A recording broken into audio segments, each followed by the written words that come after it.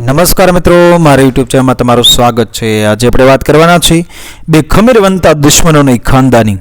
સોરઠની ધરતી પર જ્યારે આથમતા સૂરજના કિરણો ગિરનારની ભેખડો સાથે ભટકાય છે ત્યારે એ પથ્થરોમાંથી વટ વચન અને વીરતાનો ઇતિહાસ મહેકી ઉઠે છે। આ વાર્તા એવા સમયની છે જ્યારે માણસના માથા કરતાં એની મૂછના વાળની કિંમત વધારે હોતી અને દુશ્મની પણ ધર્મના તોલે તોલાતી હતી। રાણા કાળના એ દિવસોમાં ગીરના કોતરોમાં બે નામો ગુંજતા હતા।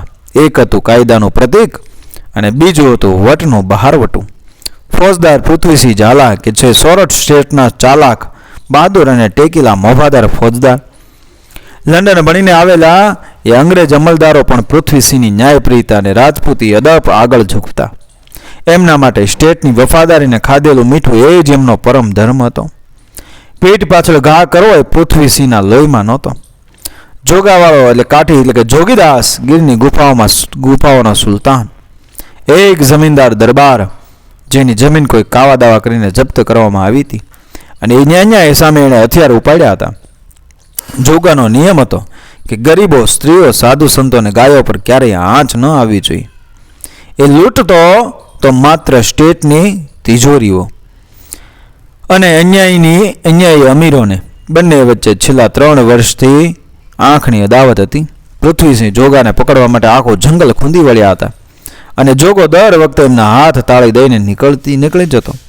બંને એકબીજાના કટ્ટર શત્રુ હતા પણ મનથી એકબીજાની મરદાઈના કદરદાન હતા। ચોમાસાની ભયાનક રાત હતી। આકાશમાં કાળા ડિબાંગ વાદળો જાણે પૃથ્વીને ગળી જવા મથતા હતા। વીજળીના કડાકા ભડાકા સાથે ગીરના જંગલોમાં એવો વરસાદ તૂટી પડ્યો કે નદીઓ નાળાઓ ગાંડા તૂર બન્યા। ઓજત નદી બે ગાંઠે વહેતી હતી અને પૂરના પાણી કોતરોમાં ઘૂસી રહ્યા હતા।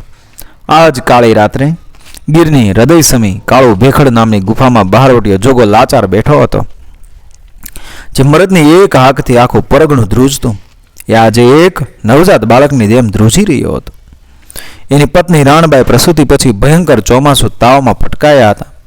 તાવ એટલો કટોકટી પર હતો કે રાણબાઈનું શરીર આખું બરફ જેવું ઠંડુ પડી રહ્યું હતું અને શ્વાસ અધર થઈ ગયા હતા।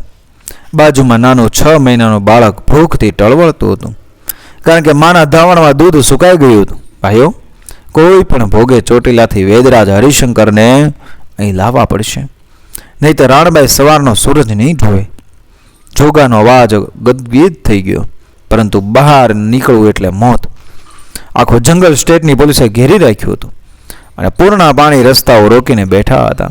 તેમ છતાં જોગાનો એક વફાદાર સાથી કાળો આયર પોતાનો જીવ હથેળીમાં મૂકીને વેદરાજને લેવા ઘોડો દોડાવી ગયો। દેવયોગે કાળો આયર ચોટીલા પહોંચે તે પહેલા જ રસ્તામાં પૃથ્વીસિંહની રાત્રિ પેટ્રોલિંગની ટુકડીના હાથે ઝડપાઈ ગયો।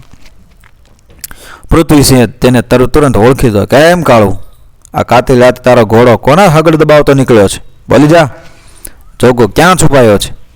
કાળો આયરે પહેલાં તો આનાકાની કરી પણ જ્યારે પૃથ્વીસિંહે રાજપૂતી સમ આપ્યા ત્યારે કાળની આંખોમાંથી આંસુ વહી ગયા। એણે ધ્રુજતા અવાજે કીધું, ફોજદાર સાહેબ, જોગાભાઈને પકડવા હોય તો ખુશીથી પકડો પણ અત્યારે બહારવટીયો નથી, એક લાચાર ધણી છે। એની વહુ રાણબાઈ ગુફામાં આખરી શ્વાસ લઈ રહી છે। હું વેદરાજને તેડવા જાઉં છું। આ સાંભળીને પૃથ્વીસિંહના કાનમાં જમાદારે ઝેર રેડ્યું। સાહેબ, ભગવાને મોકો આપ્યો છે, વેદરાજને આપણે જ ગુફામાં મોકલીએ અને એની પાછળ આપણી ફોજ ઘૂસી જાય। જોગો પત્નીની ચિંતામાં હથિયાર નહીં ઉપાડે, વગર લોહી વહાવીએ બહારવટીયો પાંજરે પુરાઈ જશે। આખી જિંદગીનું નામ એ થઈ જશે આપણું। પૃથ્વીસિંહની આંખો લાલચોળ થઈ ગઈ। એણે જમાદારની ફેંટ ગૂંચ પકડીને સિંહની જેમ ત્રાળ નાખી। જમાદાર, ઝાલાવાડના પાણી હજી એટલા નથી મરી ગયા કે કોઈની માંદગીનો ફાયદો ઉઠાવીને ઘા કરીએ। સ્ત્રી ગમે તેની હોય પણ હોરઠની દીકરી છે। જોગા સાથે મારું વેર લોહીનું છે, ખાનદાનીનું નહીં। ખાનદાનીનું છે। જો આવી કાયરતાથી ઓગાને પકડીશ તો મારી 7 પેઢી લાજી મરશે। પૃથ્વીસિંહે તુરંત પોતાના ઘોડાની લગામ વાળી એ પોતે ચોટીલા ગયા। વેદરાજ હરિશંકરને ઉઠાડ્યા અને પોતાની ઘોડી પાછળ બેસાડી દીધા। હાથમાં મશાલ લઈને ધોધમાર વરસાદમાં પૂરના પાણીને ચીરતો ફોજદાર પૃથ્વીસિંહ દુશ્મનની ગુફા તરફ આગળ વધ્યો। ગુફાની બહાર ઘોડાના તાપલા સંભળાયા। જોગાએ તુરંત પોતાની કારતૂસવાળી બંદૂક હાથમાં લીધી. એના સાથીદારોએ મોરચો સંભાળ્યો. જોગાને લાગ્યું કે મોત આવી ગયું છે. બરાબર એ જ વખતે ગુફાના દ્વાર પર મશાલનો અજવાસ પથરાયો. એક ભીંજાયેલી આકૃતિ અંદર પ્રવેશી. એ પૃથ્વીસિંહ હતો. એની કમરે તલવાર તો હતી, પણ એનો હાથ તલવારની મૂઠ પર નહોતો. એણે વેદરાજનો હાથ પકડ્યો હતો કે જોગાવાળા, હથિયાર હેઠા મૂકી દે ભાઈ. આજે પૃથ્વીસિંહ ફોજદાર બનીને નથી આવ્યો, એક ક્ષત્રિય બનીને આવ્યો છે. લે, આ વેદરાજને લાવ્યો છું. પહેલા તારી વહુની નાડ તપાસવા દે. પૃથ્વીસિંહનો અવાજ ગુફાની પથરાળ દિવાલો સાથે અથડાઈને ગૂંજી ઉઠ્યો. જોગો સ્તબ્ધ થઈ ગયો કે એની બંદૂકની નાળ આપોઆપ નીચી થઈ ગઈ. વૈદરાજે અંદર જઈને તાબડતોબ રાણબાઈની સારવાર શરૂ કરી. જડીબુટ્ટીઓનો રસ પાયો. અડધા કલાકની મહેનત પછી રાણબાઈના શરીરમાં ગરમાવો આવ્યો અને એમણે આંખો ખોલી. બાળકના મોઢામાં દૂધના 2 ટીપા પડ્યા અને એ પણ શાંત થયું. વૈદરાજે ઊભા થઈને કીધું, જોગાભાઈ, કુદરત દયાળુ છે. જો અડધો કલાક મોડું થયું હોત તો રાણબાઈ બચી ન શકત. જોગાની આંખો, જે ક્યારેય દુશ્મનની ફોજ જોઈને પણ નહોતી પલળી, તે આજે વહી નીકળી. એ પૃથ્વીરાજના પગમાં પડવા ગયો, પણ પૃથ્વીરાજે તેને અધવચ્ચેથી બાવડું પકડીને ઊભો કરી દીધો અને છાતી સરકો ચાંપ્યો. જોગા, આંસુ મર્દને શોભે નહીં, તો સોરઠનો વાઘ છે. આ તો મારો ધર્મ હતો, પણ યાદ રાખજે, આજની રાત ખાનદાનીની છે. કાલે સવારે સૂરજ ઉગશે એટલે તું પાછો બહારવટી અને હું સ્ટેટનો ફોજદાર.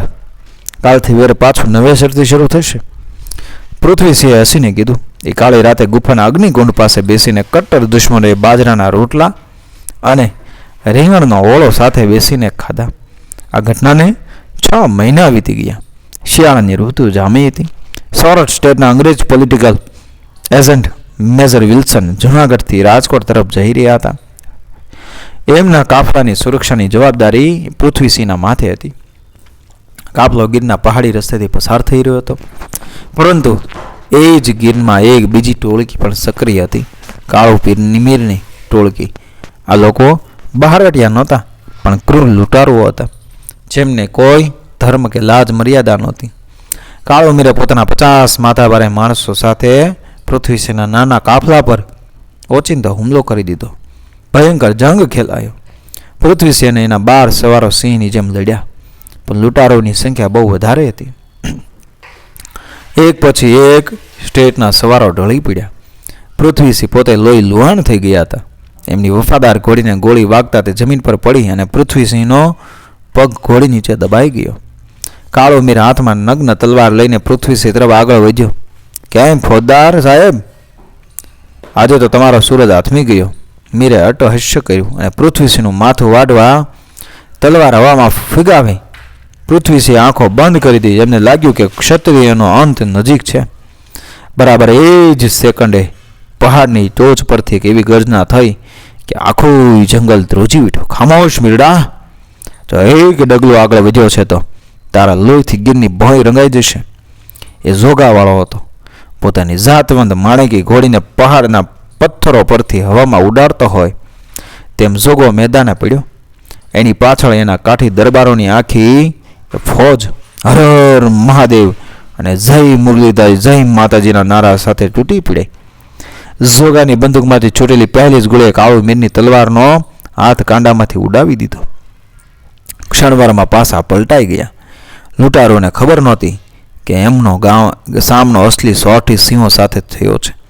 10 મિનિટની અંદર કાળુ મીરની અડધી ટોળકી સાફ થઈ ગઈ અને બાકીના ભાગી છૂટ્યા. મેદાન શાંત થયું. જોગો ઘોડી પરથી ઉતર્યો. એને દોડીને પૃથ્વીસિંહ પરથી ઘોડી હટાવી અને એમને બેઠા કર્યા. પોતાના અંગરખાનો કટકો ફાડીને પૃથ્વીસિંહના ઘા પર પાટો બાંધ્યો. પૃથ્વીસિંહ આશ્ચર્ય અને ગર્વથી જોગા સામે જોયું. જોગા, તું અહીં ક્યાંથી? અને તે એક સરકારી અફસરનો જીવ કેમ બચાવ્યો? તું ધારો તો મને મરવા દઈને તારો રસ્તો સાફ કરી શકે. જોગાના ચહેરા પર એક ખાનદાન દરબારનું તેજસ્વી સ્મિત રેલાયું. એને પૃથ્વીસિંહના ખભે હાથ મૂકીને કીધું કે ફોજદાર સાહેબ, તે દિવસે ગુફામાં તમે મારી વહુ એ રાણબાઈના શ્વાસ પાછા લાવ્યા હતા. સોરઠનો કાઠી કોઈનું દેવું રાખીને મરે નહીં હો. તમે રાણબાઈને બચાવીને મારી આખી પેઢી પર ઉપકાર કર્યો હતો.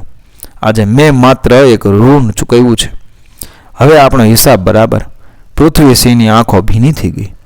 એને જોગાને એ કલગીવાળા સાફા સાથે ગળે લગાડી દીધો. અંગ્રેજ અમલદાર મેજર વિલ્સન આ નજારો જોઈને દંગ રહી ગયો. એણે પૂછ્યું, પૃથ્વીસિંહ, આ કોણ છે? પૃથ્વીસિંહે ગર્વથી છાતી ફૂલાવીને જવાબ આપ્યો, સાહેબ, આ એ માણસ છે જેને તમે કાગળ પર ડાકો લખો છો, પણ આ સોરઠની ધરતીનું ગૌરવ છે. બહારવટીયો જોગાવાળો. એ જ અઠવાડિયે પૃથ્વીસિંહ અંગ્રેજ સરકાર અને રાજા સાથે વાત કરીને જોગાની જપ્ત થયેલી જમીન પાછી અપાવી અને એનું બહારવટું સન્માનપૂર્વક એ પાર પાડ્યું. સોરઠના ઇતિહાસમાં ગાથા સુવર્ણાક્ષર લખાઈ ગઈ કે દુશ્મની કરો તો પણ એવી ખાનદાનીથી કરજો કે મોત સામે ઊભું હોય તો પણ દુશ્મન જ દેવદૂત બનીને આવી જાય. મિત્રો, વિડીયો પસંદ આવે મારી ચેનલ સબસ્ક્રાઈબ કરો, ફોલો કરો, શેર કરો. મળીએ આવી જ ઘટનાને પ્રેરણાદાયક વાર્તાઓ સાથે, આપણા ઇતિહાસ સાથે, આપણી સંસ્કૃતિ સાથે આગળના વિડીયોમાં. જય મા ભવાની, જય માતાજી, જય જોગીદાસ.